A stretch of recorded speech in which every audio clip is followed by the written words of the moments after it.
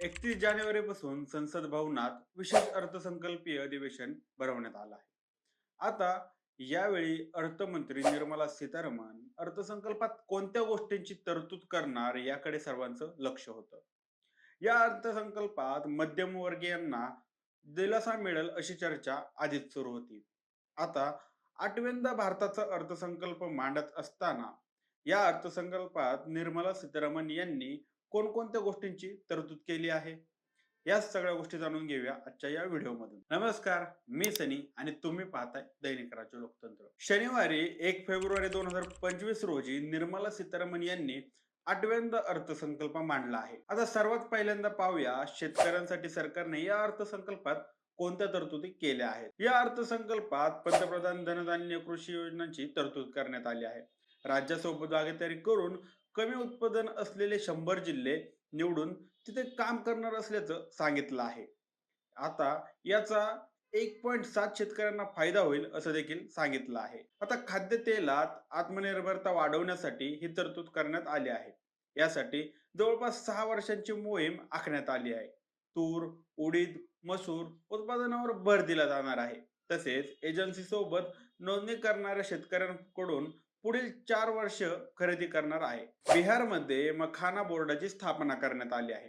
मखाना उत्पादकांना उत्पादन वाढवण्यासाठी मदत करणार आहे असं सांगितलं आहे. आता एक विशेष योजना आणली जाणार आहे, ज्यात फळं, भाजी उत्पादकांसाठी विशेष योजना असणार आहे. कापूस उत्पादक शेतकऱ्यांसाठी 5 वर्षांची नवी योजना सुरू केली जाणार आहे. अंदमान आणि लक्षद्वीप बेटांसाठी मत्स्य बोर्ड उभारले जाणार आहे.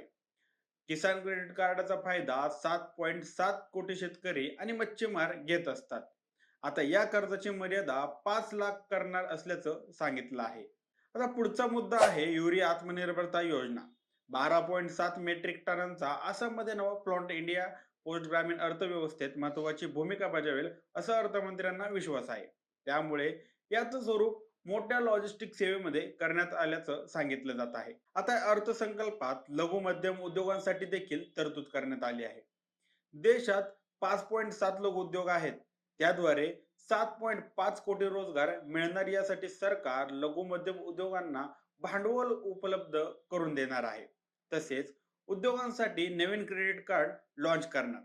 पहिल्या वर्षी 10 लाख कार्ड देणार असं या अर्थसंकल्पात मांडलं आहे. MSME ना 20 कोटींपर्यंतचं कर्ज देण्यासाठी येणार आहे. तसेच स्मार्ट ॲपचं क्रेडिट लिमिट 20 कोटी असणार आहे. त्याचप्रमाणे या अर्थसंकल्पात मागास वर्गातल्या महिलांसाठी देखील योजना करण्यात आली आहे. या महिलांच्या कौशल्याचा विकास प्रशिक्षणावर भर दिला जाणार आहे. या योजनेत 5 लाख महिलांना प्रशिक्षण देणार असल्याचं सांगितलं गेलं आहे. चामड्यांचं फुटवेअर बनवणाऱ्यांसाठी देखील योजना सुरू करण्याची घोषणा यावेळी करण्यात आलेली आहे. तसंच भारताला जगासाठी खेळणी बनवणारं केंद्र बनवणार असं देखील यावेळी निर्मला सीतारामन यांनी सांगितलं आहे. नॅशनल मॅन्युफॅक्चरिंग मशीनची स्थापना देखील करणार असल्याची घोषणा निर्मला सीतारामन यांनी केली आहे. आता या अर्थसंकल्पात शिक्षण आणि आरोग्यासाठी देखील योजना आखल्या गेल्या आहेत. यात सक्षम अंगणवाडी आणि पोषण 2.0 योजनेअंतर्गत 8 कोटी मुलांना, 1 कोटी गरोदर आणि स्तनदा माता, 20 लाख कोंगडा अवस्थेतल्या मुलींना मदत होणार आहे. कुतूहल विज्ञान विचारांना चालना ग्रामीण भागातल्या सरकारी माध्यमांनी शाळांना ब्रॉडबँड कनेक्टिव्ह देणार असल्याची घोषणा देखील यावेळी केली आहे. 2014 नंतर सुरू झालेल्या 5 IITच्या क्षमता वाढवणार आहेत. तसेच प्राथमिक उपचार केंद्रांनाही ब्रॉडबँड देणार आहेत. त्याचप्रमाणे 10,000 मेडिकल सीट्स वाढवणार. पुढच्या 5 वर्षात 75 सीट्स वाढवणार. सगळ्या जिल्हा रुग्णालयात कॅन्सर डे केअर सुरू केला जाणार आहे. तर AIच्या युगात AIच्या शिक्षणासाठी 500 कोटींची तरतूद केली जाणार आहे. यासाठी AI एक्सलन्स सेंटर सुरू करण्यात येणार आहेत. आता या सगळ्यात सर्वात जास्त चर्चा सुरू आहे ती म्हणजे 12 लाखापर्यंत उत्पन्न असणाऱ्यांना आयकर लागणार नाही. या अर्थसंकल्पात सर्वात मोठी हीच घोषणा झाली आहे. राज्य लोकतंत्राने या अर्थसंकल्पापूर्वीच 10 ते 12 लाख रुपयापर्यंतच्या उत्पन्नधारकांना दिलासा मिळेल असं सांगितलं होतं. तशी आज घोषणा देखील झालेली आहे. आता त्याचप्रमाणे गिग कामगार, पायाभूत सुविधा आणि नळ जोडणी, अर्बन चॅलेंज फंड, पर्यटन आणि विमान वाहतूक देशातील योजनांना मोठं पाठबळ देणार असल्याची घोषणा करण्यात आलेली आहे. त्याचप्रमाणे इन्शुरन्स FDI 74% वरून 100% करण्यात आलेला आहे. त्याचप्रमाणे काही औषधे देखील स्वस्त होणार आहेत. यात कॅन्सर सारख्या आजारांचा देखील समावेश आहे. TDS साठी देखील महत्त्वाची घोषणा करण्यात आलेली आहे. यामध्ये ज्येष्ठ नागरिकांसाठी 50,000हून 1,00,000ची तरतूद केली गेली आहे.